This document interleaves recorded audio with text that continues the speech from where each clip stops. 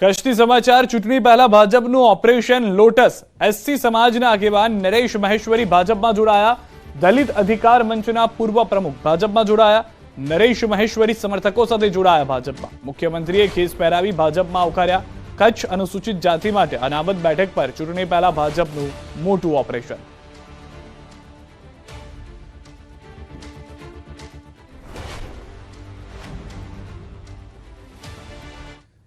પોરબંદર લોકસભા બેઠકના ભાજપના ઉમેદવાર ડોક્ટર મનસુખ માંડવિયા ફરી અલગ અંદાજમાં જોવા મળ્યા થોડા દિવસ પહેલા ક્રિકેટના મેદાનમાં ચોક્કા છગ્ગા લગાવ્યા બાદ માંડવિયા સાયકલિંગ કરતા દેખાયા પોરબંદર લોકસભા અને વિધાનસભાના ઉમેદવાર બંને સાયકલ રેલીમાં ભાગ લીધો વિશ્વ પૃથ્વી દિવસ નિમિત્તે યોજાયેલી સાયકલ રેલીમાં મનસુખ માંડવિયા અને અર્જુન મોઢવાડિયાએ સાયકલ ચલાવી ચૂંટણીના પ્રચાર દરમિયાન બંને નેતાએ પોતાનો કિંમતી સમય કાઢી વિશ્વ પૃથ્વી દિવસની ઉજવણી અને તેના જાગૃતિના કાર્યક્રમને પ્રાથમિકતા આપી આ પ્રસંગે મનસુખ માંડવિયાએ કહ્યું કે ચૂંટણી કરતા આપણી પૃથ્વી વધુ મહત્વની છે તેથી જ આજે તેઓ સાયકલ રેલીમાં જોડાયા છે આ દરમિયાન માંડવિયાએ બાળકો સાથે ફોટા પડાવ્યા અને સોશિયલ મીડિયા પર પણ શેર કર્યા જેમાં લખ્યું my little army in action to save the planet doctor Mansukh Mandaviya પહેલાથી જ પૃથ્વીના સંરક્ષણ માટે સક્રિય છે જ્યારે તેઓ સાંસદ તરીકે સંસદ ભવનમાં આવ્યા ત્યારે ક્લાઇમેટ ક્લબની શરૂઆત કરાઈ હતી જેમાં શરત હતી કે આ ક્લબના સભ્ય બનનાર સાંસદ સાયકલ પર સંસદ ભવનમાં આવતા જતા રહેશે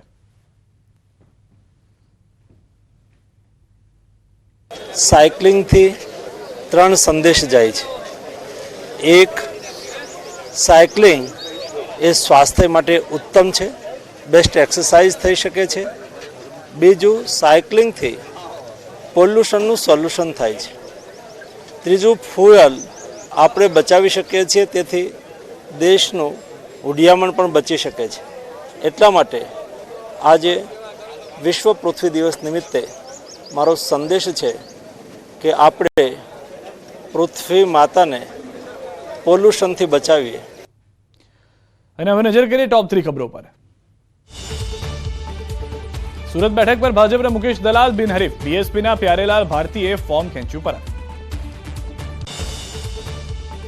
કચ્છમાં ચૂંટણી પહેલા ભાજપનું ઓપરેશન લોટસ એસસી સમાજના આગેવાન નરેશ મહેશ્વરી જોડાયા ભાજપમાં સીએમએ પહેરાવ્યો ખેસ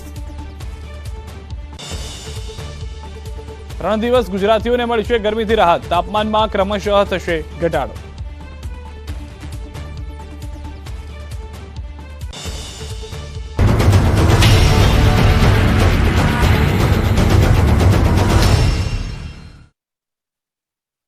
लूबी पंप्स फ्लो नहीं फोर्स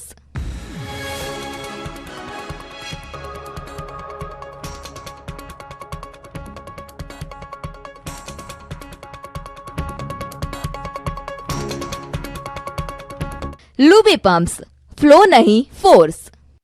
એમેઝોન જેને લઈ અમદાવાદ જિલ્લા વહીવટી પ્રશાસને તમામ તૈયારીઓને આખરી ઓપ આપવાનું શરૂ કરી દીધું અનેક નાટકીય ઉતાર ચઢાવ અને હાઈ વોલ્ટેજ ડ્રામા બાદ સુરત કોંગ્રેસના ઉમેદવાર નિલેશ કુંભાણીનું ફોર્મ રદ થયું છે આ સાથે જ મતદાન પહેલા જ કોંગ્રેસે સુરત લોકસભાની બેઠક ગુમાવી છે કુંભાણીના ટેકેદારોએ જ કોંગ્રેસનો દાવ કરી નાખ્યો છે ત્યારે કોંગ્રેસ હવે કોર્ટના દ્વાર ખખડાવશે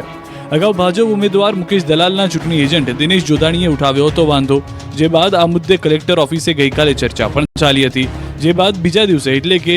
રવિવારની સવારે 11 વાગ્યા સુધીનો સમય આપવામાં આવ્યો ટેકેદારો હાજર ન થતા ચૂંટણી અધિકારીએ ફોર્મ રદ કર્યું નિલેશ કુંભાણી તો કલેક્ટર કચેરીમાં હાજર રહ્યા હતા ચૂંટણી અધિકારીએ 1 દિવસનો સમય આપ્યો છતાં પણ ઠેકેદારો ન પહોંચતા નિલેશ કુંભાણીનું ફોર્મ રદ કરાયું ત્યારે હવે નિલેશ કુંભાણી લોકસભાની ચૂંટણી નહીં લડી શકે આજે કલેક્ટર કચેરીમાં રજૂઆત સમયે 4 ઠેકેદારો ફરી ગયા અને હાજર ન રહ્યા ત્યારે નિલેશ કુંભાણીનું ફોર્મ આખરે રદ કરાયું આ જાહેરાત બાદ નિલેશ કુંભાણી અને કોંગ્રેસના કાર્યકર્તાઓમાં ભારે નિરાશા જોવા મળી જોકે તેમણે કહ્યું કે અમે હાઈકોર્ટના દરવાજા ખખડાવીશું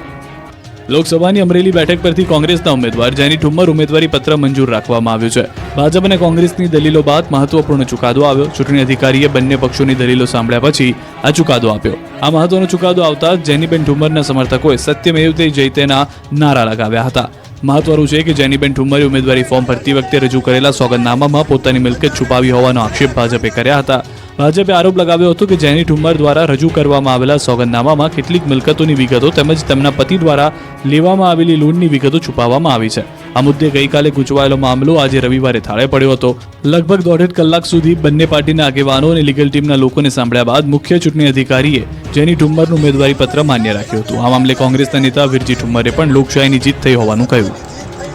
મતદાન અને મતગણતરી પહેલા જ ભાવનગર બોટાદ વિસ્તારના કોંગ્રેસ અને આપના કાર્યકરોમાં ઉત્સાહ છવાઈ ગયો છે. કલેક્ટર કચેરી બહાર ઉમેશ મકવાણાના સમર્થનમાં અને ભાજપ વિરુદ્ધ નારેબાજી થઈ. ભાજપ દ્વારા આપના ઉમેદવાર ઉમેશ મકવાણાના ફોર્મમાં અલગ અલગ 6 વાંધા ઉઠાવ્યા. ઉમેશ મકવાણાએ એક દિવસનો સમય માંગી સવારે વાંધા સામે પોતાનો પક્ષ રજૂ કર્યો, જેમાં ભાજપના વાંધા ટકી શક્યા નહીં અને અંતે ઉમેશ મકવાણાનું ફોર્મ માન્ય રખાયું. ફોર્મ રદ થવાની અણી પર આવ્યા બાદ માન્ય રહેતા કાર્યકરોમાં જોરદાર ઉત્સાહ જોવા મળ્યો.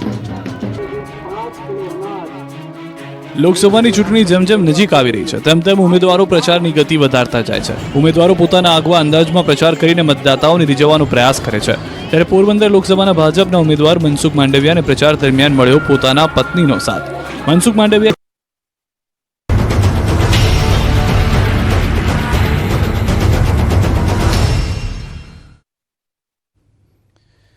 આપનું સ્વાગત છે. ભરૂચ વિધાનસભાની પેટા ચૂંટણી માટે કોટ રોડ પર ભાજપના ચૂંટણી કાર્યાલયને ખુલ્લું મુકાયું. ભરૂચ લોકસભા બેઠકના ઉમેદવાર મનસુખ વસાવાના હસ્તે કાર્યાલયનો પ્રારંભ કરાયો. આ સાથે ભાજપ ઉમેદવારના પ્રચાર પ્રસારની પણ શરૂઆત કરાઈ. મનસુખ વસાવાએ પાછલા તમામ રેકોર્ડ તોડી ભવ્ય જીત મેળવવા કાર્યકરોને કામે લાગી જવા હાકલ કરી. સાથે જ વધુમાં વધુ મતદાન કરાવવાની પણ સૂચના આપી. વોર્ડ નંબર 4માં પ્રચાર દરમિયાન મનસુખ વસાવાનું દરેક સોસાયટી અને ગલીમાં ફૂલહાર અને ફટાકડા ફોડી ઉષ્માભેર સ્વાગત કરાયું.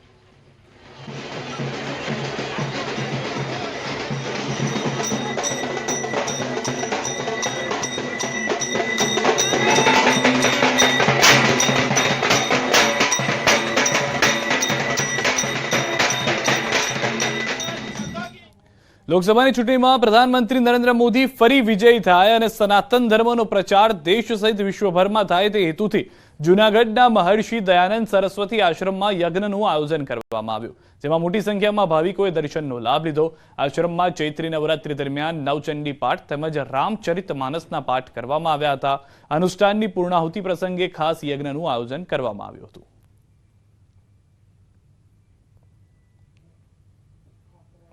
દેશના વડાપ્રધાન ફરી પાછા સત્તારૂઢ થાય એવી ભગવાનને પ્રાર્થના નિમિત્તે એમનું આરોગ્ય જળવાઈ રહે એ નિમિત્તે અને વૈદિક ધર્મ સનાતન ધર્મ એનો વિસ્તાર થાય, ફેલાવો થાય એ હેતુને કેન્દ્રમાં રાખીને અમે આ ચંડીપાઠ, નવાન પારાયણ અને આ જે યજ્ઞ વગેરે કરેલું છે. દારૂના અડ્ડા, દબાણ મુદ્દે ચૂંટણી બહિષ્કારની ચીમકી. મહેસાણાના તાવડિયા વિસ્તારમાં લાગ્યા પોસ્ટર. તાવડિયાની સોસાયટીમાં લાગ્યા ચીમકીના પોસ્ટર. મહિલાઓનો આક્ષેપ છે કે પાલિકાથી લઈ કલેક્ટર સુધી કરી રજૂઆતો, પરંતુ કોઈ નક્કર પગલાં નથી લેવાયા. આ વિસ્તારની શિવ પાર્ક, હરિકૃષ્ણ, કિશન રેસિડેન્સી, સ્વસ્તિક બંગલોઝમાં આ બેનર લાગ્યા છે. તળાવ વિસ્તારમાં દારૂના અડ્ડાથી સ્થાનિકો પરેશાન છે.